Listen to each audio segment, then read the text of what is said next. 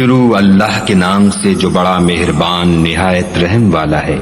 سب تعریف خدا ہی کو سزاوار ہے جو آسمانوں اور زمین کا پیدا کرنے والا اور فرشتوں کو قاصد بنانے والا ہے، جن کے 2 اور 3 اور 4 پر ہیں۔ وہ اپنی مخلوقات میں جو چاہتا ہے بڑھاتا ہے، بے شک خدا ہر چیز پر قادر ہے۔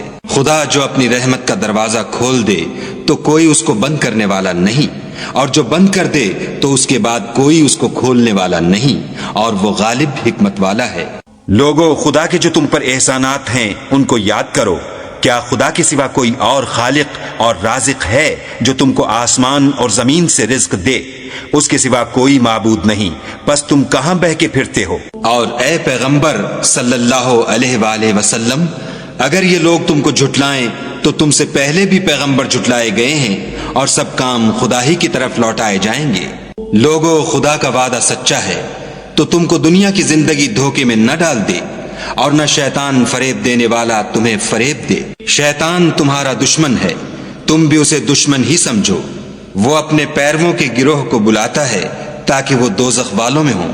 جنہوں نے کفر کیا ان کے لیے سخت عذاب ہے، اور جو ایمان لائے اور عمل نیک کرتے رہے ان کے لیے بخشش اور بڑا ثواب ہے۔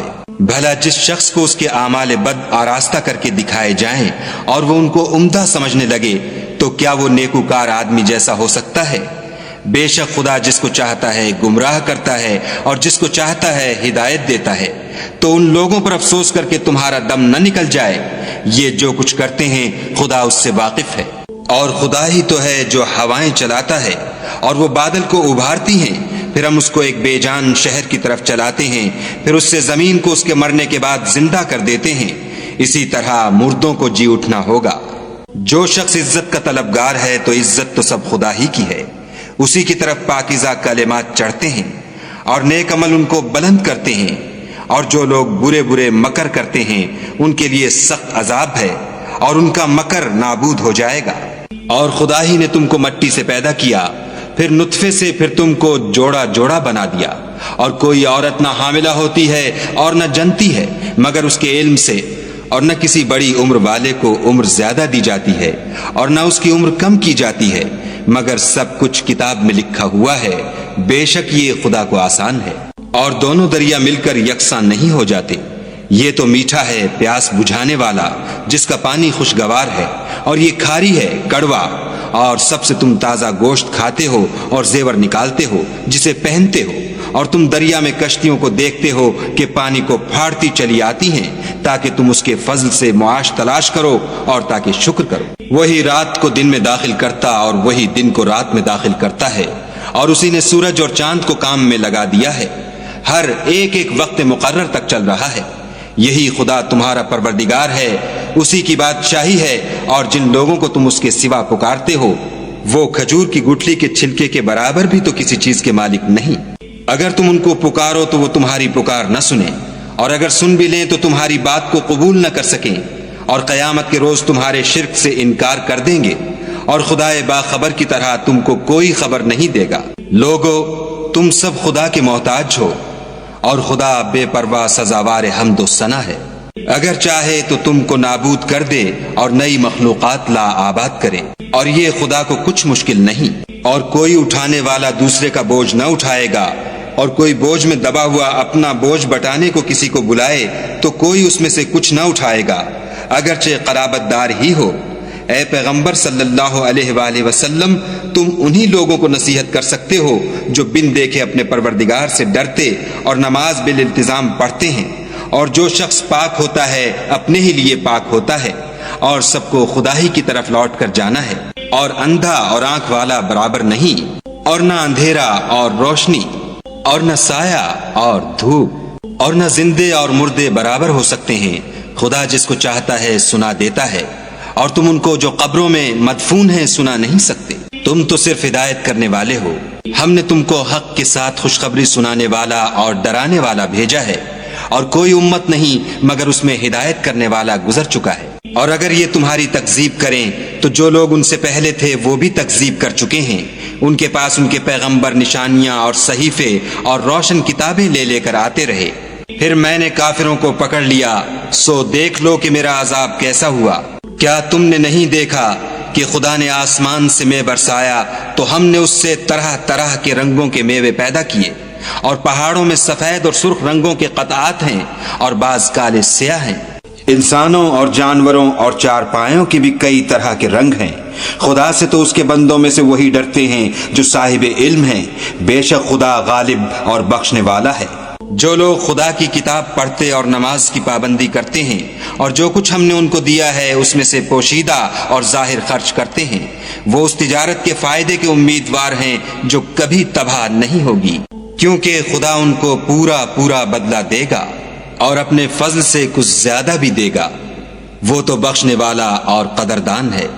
اور یہ کتاب جو ہم نے تمہاری طرف بھیجی ہے برحق ہے، اور ان کتابوں کی تصدیق کرتی ہے جو اس سے پہلے کی ہیں، بے شک خدا اپنے بندوں سے خبردار اور ان کو دیکھنے والا ہے۔ پھر ہم نے ان لوگوں کو کتاب کا وارث ٹھہرایا جن کو اپنے بندوں میں سے برگزیدہ کیا، تو کچھ تو ان میں سے اپنے آپ پر ظلم کرتے ہیں اور کچھ میانہ رو ہیں، اور کچھ خدا کے حکم سے نیکیوں میں آگے نکل جانے والے ہیں، یہی بڑا فضل ہے۔